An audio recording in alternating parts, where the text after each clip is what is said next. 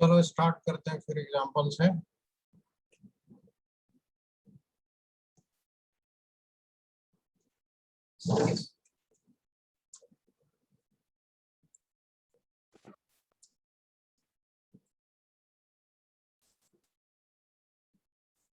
दो concentric conducting shell लिए। Concentric का मतलब होता है सेम सेंटर वाले। ठीक है, तो ये हो गया एक शेल और दूसरा ये हो गया। अब यहाँ पे हमने क्या किया कि इन दोनों का रेडियस भी दिया है। एक का रेडियस r है, ठीक है, और एक का रेडियस 2r है। 2r, ठीक है।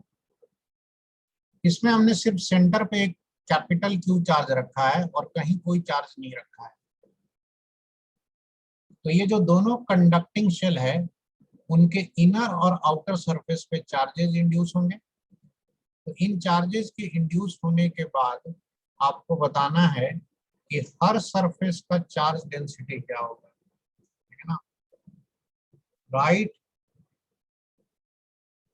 Charge density of each surface.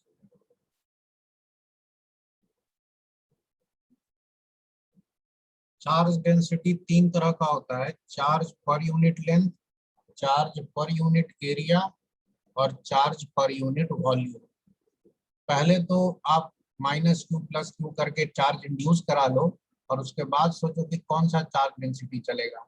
Charge per unit length वाला इसमें चलेगा कि चार्ज पर यूनिट एरिया जिसको सिग्मा लिखते हैं वो चलेगा, या चार्ज पर यूनिट वॉल्यूम, कौन सा वाला चलेगा ये तुमको डिसाइड करना है। करो ट्राई।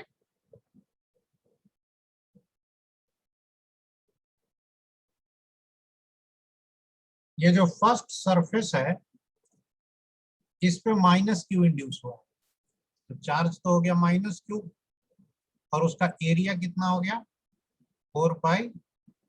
नहीं हुआ ना। इसी तरह सेकंड सरफेस पे देखोगे तो चार्ज है +q, एरिया कितना होगा, सेम होगा 4πr², क्योंकि अंदर और बाहर का सरफेस एरिया सेम होगा। थर्ड सरफेस पे जाओगे तो चार्ज है -q और एरिया लिखने जाओगे तो ये 4π, और थर्ड सरफेस का रेडियस 2r है, तो 2r का स्क्वायर करेंगे तो कितना हो जाएगा 4r²। तो -q/16πr², ठीक है।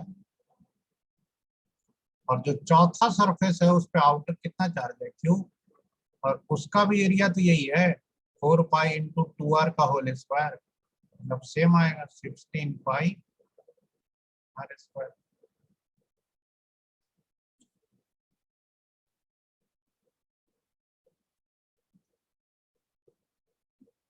नोट कर लो। तो इस क्वेश्चन में दो कंसेंट्रिक कंडक्टिंग शेल दिया हुआ है, रेडियस भी है 1 मीटर 2 मीटर, सेंटर पे 3 कूलम चार्ज हो गया। अंदर वाला जो शेल है इसको 2 कूलम चार्ज दे रखा है और बाहर वाले शेल को 1 कूलम। ये इनका पुश्तैनी चार्ज है जो इनसे कोई नहीं छीन सकता है। अब इस 3 कूलम की वजह से क्या होगा कि यहाँ पे चार्ज इंड्यूस होगा, तो यहाँ पे चार्ज इंड्यूस होगा -3 कूलम, तो ऊपर में आ जाएगा +3 कूलम, तो 3 + 2 यहाँ कितना हो जाएगा 5 कूलम। यहाँ चूंकि इस सरफेस पे 5 है तो सामने वाले पे -5 कूलम हो जाएगा, तो आउटर सरफेस पे हो जाएगा 5 कूलम + 1 कूलम = 6 कूलम, ठीक है। अब हर सरफेस का चार्ज डेंसिटी हमको लिखना है, तो सबसे अंदर वाला 1 सरफेस देखो, चार्ज बटा एरिया लिखना होता है। वहां चार्ज है -3 कूलम और एरिया होगा 4πr², तो 4π और रेडियस तो 1 है ना अंदर वाले का, 4π1², तो ये हो जाएगा -3/4π। यूनिट लिखेंगे तो चार्ज बटा एरिया, चार्ज हो गया यूनिट कूलम और एरिया हो गया metre square, coulomb per metre square. Second वाला क्या भी Q/एरिया, तो सेकेंड वाले सरफेस पे तो 5 कूलम चार्ज है तो 5 हो गया, एरिया 4πr² लिखते हैं ना, तो 4π, ठीक है। और r की जगह क्या लिखेंगे वही 1², ये कितना हो जाएगा 5/4π। Unit coulomb per metre square.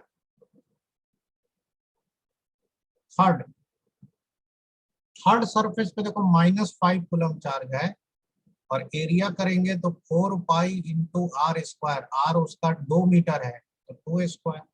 2 square कितना होता है? 4 गुने 4 16, -5 पाई 16 पाई, -5 पाई 16 पाई, ठीक है। सिग्मा 4। बाहर वाले सरफेस पे 6 कूलम है और एरिया तो यही होगा 4 पाई 2 स्क्वायर मतलब 16 पाई। तो ये कट भी जाएगा, 2 दिया 2 8 3 by 8 pi coulomb per metre square. Coulomb per metre square हो गया, सबका आ गया चार्ज डेंसिटी। क्लियर हुआ? यस नहीं सीख पाया कि शेल का इसका मतलब एक फॉर्मूला रिवाइज नहीं किया।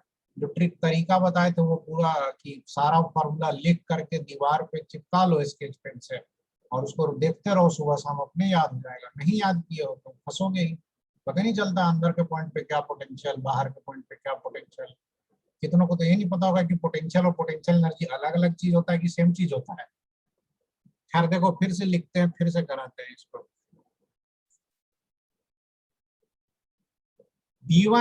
V1 इज अंदर का शेल, उसमें यहाँ पोटेंशियल लिखना है। तो क्वेश्चन में तो 2 ही चार्ज दिख रहा है, तो एक बार पोटेंशियल लिखेंगे ड्यू टू स्मॉल क्यू और एक बार लिखेंगे potential due to capital Q.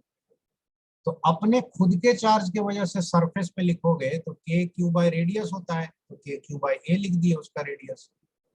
और बाहर वाले के लिए अंदर का पॉइंट है, अंदर के पॉइंट पे वही पोटेंशियल होता है जो सरफेस पे होता है शेल के। तो ये हो जाएगा के क्यू बाई बी, ठीक है। तो ये हो गया पोटेंशियल ऑफ इनर शेल।